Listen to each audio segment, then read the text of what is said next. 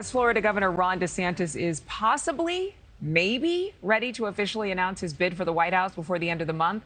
Top Republicans are preparing for a battle between the leader of the Sunshine State, that's a tongue twister, and former President Trump. While polling data shows that Mr. Trump is the clear front runner by a large margin, we're still more than a year away from the Republican National Convention, where Republicans will announce their nominee. Now, both of these men align very closely on policy, setting up a showdown to see who is the best choice. Breaking down the differences between the two, national political reporter for The Hill, Julia Manchester. Julia, it's interesting to me that we're not seeing a lot of this, so I'm so glad we're breaking this down.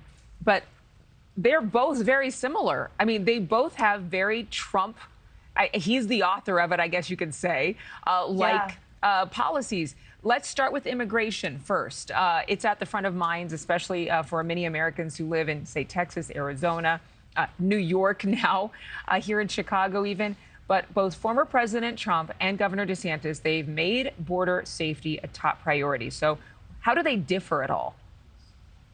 Yeah, Adrienne, I think you hit the nail on the head there. You see Trump actually saying quite a bit, I made Ron DeSantis. Without me, there wouldn't be a Ron DeSantis. So, if we go back to 2016 on your question on immigration, we see President Trump molding his entire presidential campaign on border security. Remember that slogan, build the wall? Well, that's what we saw President Trump did. In 2018, during those midterm elections, we saw Governor DeSantis, then Congressman Ron DeSantis, running for governor and talking about in his political campaign ads, building the wall and, implementing a lot of those Trump policies on immigration and talking about Trumpian policies on immigration. Now, fast forward to last week, we saw Governor DeSantis pass his own immigration bill in Florida into effect. It has a lot of restrictions on undocumented immigrants coming into migrants coming into the United States, particularly to Florida shores, and it allocates $12 million to programs that would send those migrants elsewhere in the country. That's where it gets controversial. So on immigration,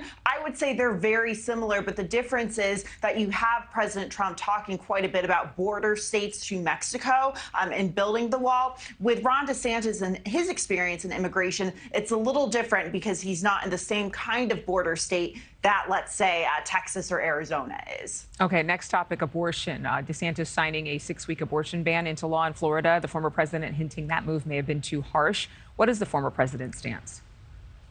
Yeah, so that's a good question. The former president's stance is a bit unclear right now. Last week during his CNN town hall, when pressed on whether, he would implement a national abortion ban at the federal level with the help of, a potential Republican-controlled House and Senate, President Trump sort of dodged that question. So, we know he's not for 6 weeks. 6 weeks is a bit too far for him. But Ron DeSantis passed that law into effect in Florida just last month. So they differ there. And I think part of the reason you see that difference is President Trump knows that in a general electorate, a 6-week abortion ban and campaigning on that may not fly with a lot of swing voters or more moderate voters. And it'll be interesting to see how Governor DeSantis answers those questions, because he has gotten some criticism for that. However, we do know that the conservative Republican base, particularly the very anti-abortion base, is very much in favor of that 6-week ban. Okay, let's talk about the economy. Of course, that's on the top of every voter's mind. Team Trump dissing DeSantis with a campaign ad